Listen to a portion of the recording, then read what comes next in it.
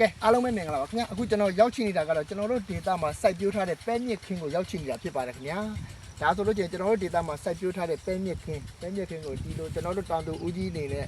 အခုလိုစိုက်ပျိုးထားကိုဒီလိုအရှင်နေမျိုးကိုရရှိထားပြီးဖြစ်ပါတယ်ခင်ဗျာဒီတခင်းလာမှာကကျွန်တော်တို့ data မှာဆိုလို့ကျရင်ပဲမြစ်ခင်းတွေကိုအများကြီးစိုက်ပျိုးထားတာဖြစ်ပါတယ်ခင်ဗျာဒီဘက်မှာလည်းစိုက်ပျိုးထားခြင်းဖြစ်ပါတယ်ခင်ဗျာဒီဘက်ကိုလည်းတစ်ချက်ကြည့်လိုက်ပါ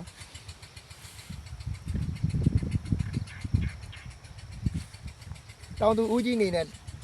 အခုလိုစိုက်ပျိုးပြီးတက္ကလာပေါ့နော်ကျွန်တော်တို့ဒါ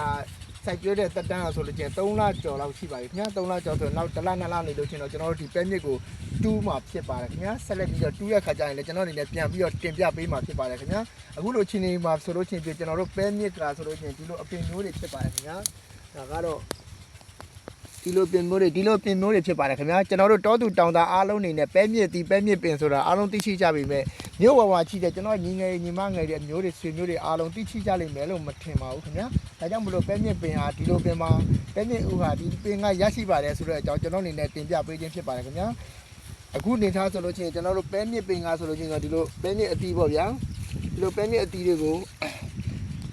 ရရှိထားခြင်းဖြစ်ပါတယ်ခင်ဗျာဒါကတော့ကျွန်တော်တို့ပဲမြစ်သီးပေါ့နော်ဟိုစားချင်းချက်တို့ပါတော့ဘဲကအတုတ်တို့လည်းတုတ်စားလို့ရပါတယ်ခင်ဗျာဒီလိုအသီးမျိုးကိုဒီပဲမြစ်ပင်ကလေးထွက်ချီတာဖြစ်ပါတယ်ခင်ဗျာ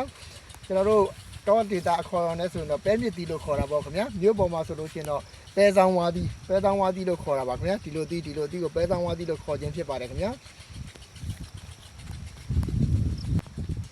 ကဲမကြခင်ကာလအတွင်းမှာဆိုလို့ကျကျွန်တော်တို့ဒီပဲမြစ်ကိုတူးတော့မှာဖြစ်ပါတယ်ခင်ဗျာတူးတဲ့ကာလမှာဆိုလို့ကျရင်တောင်သူဦးကြီးအနေနဲ့ဈေးနှုန်းကောင်းကောင်းရရှိပြီးတော့ဦးများများထပ်ပါစေလို့ကျွန်တော်အနေနဲ့ဆုတောင်းပေးခြင်းအားလုံးကိုနှုတ်ဆက်ပါတယ်ခင်ဗျာအားလုံးကိုလည်းကျေးဇူးတင်ပါတယ်ခင်ဗျာ